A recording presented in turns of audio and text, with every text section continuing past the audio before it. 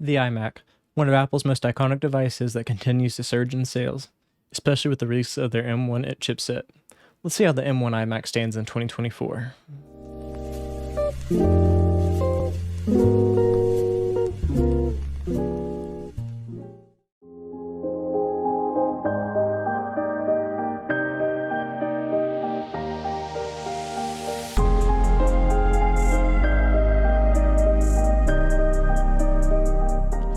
Dating back to 2020, the MacBook Air and Pro were released with Apple's own chipset, which was not placed into the iMac until 2021. Looking back on the history among iMac sales, you can see a significant surge just after the release of the M1. It could be due to several factors though.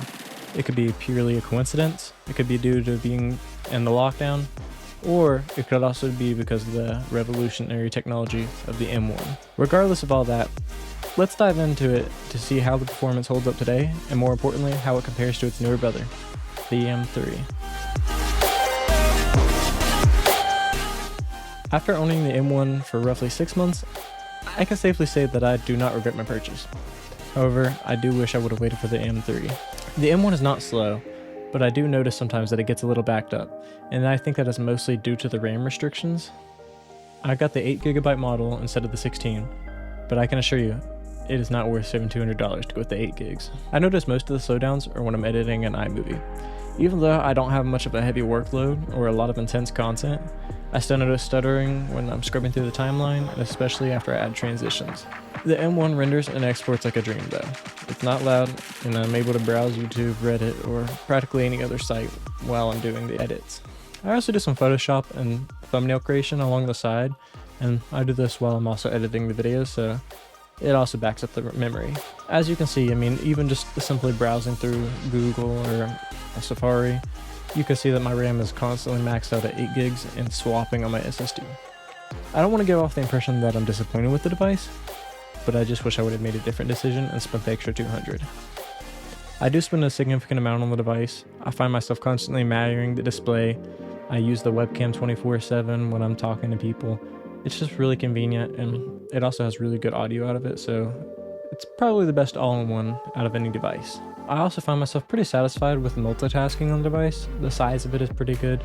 I'm always switching between different windows, and also having the ability to switch between different desktop screens. I can do just about anything on the iMac that I can do on my gaming computer, so I think that speaks volume. I have a pretty nice gaming setup, so if the iMac can compete with that, I think it's doing alright.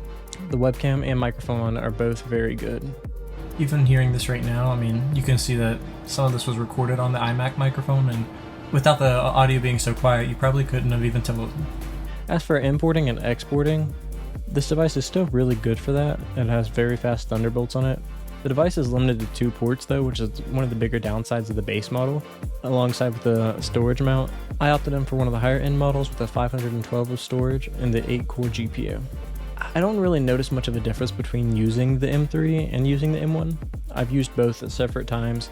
I don't own an M3, but I am pretty familiar with using one.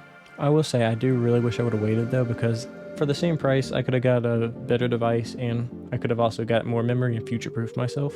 Another one of the downsides with the base model is that it only comes with 1 fan, meaning you will notice some thermal throttling through your usage. Even though I opted for the higher end model that comes with 4 USB-C ports, I still find myself never using more than 2 of them. Typically using one for charging the Magic Mouse, keyboard, and trackpad. I also use the other one to import from USBs and SD cards from whatever I record or whatever else I want to import, whether that's photos or video. Although the Mac Mini comes with the same spec as the iMac, I still think it's worth it with the combination of the display, the speakers. It comes with a mouse and keyboard, and it also comes with a high quality webcam, which is what I'm actually recording this entire video on.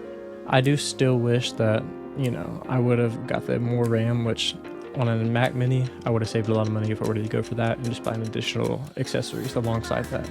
Overall, I would definitely suggest the iMac to somebody who's in the market, whether that's the M1 or the M3. I would definitely say lean towards the M3 just because of the future proof. Even though I do have a MacBook Pro with the M1 Pro chipset, I still find myself spending most of my time on my iMac. I do find myself constantly leaning on the desktop just simply because it's plugged in and never have to worry about charging it, and it's always cool. Yes, I would suggest the M3 iMac in 2024. Let me know in the comments what y'all think, and if y'all still would suggest this device, or if y'all are familiar with using one. That's going to wrap up this video for today. I hope you guys enjoyed. If so, make sure to leave a thumbs up, comment, and subscribe if you haven't already. And as always, I'll see y'all in the next video. Peace.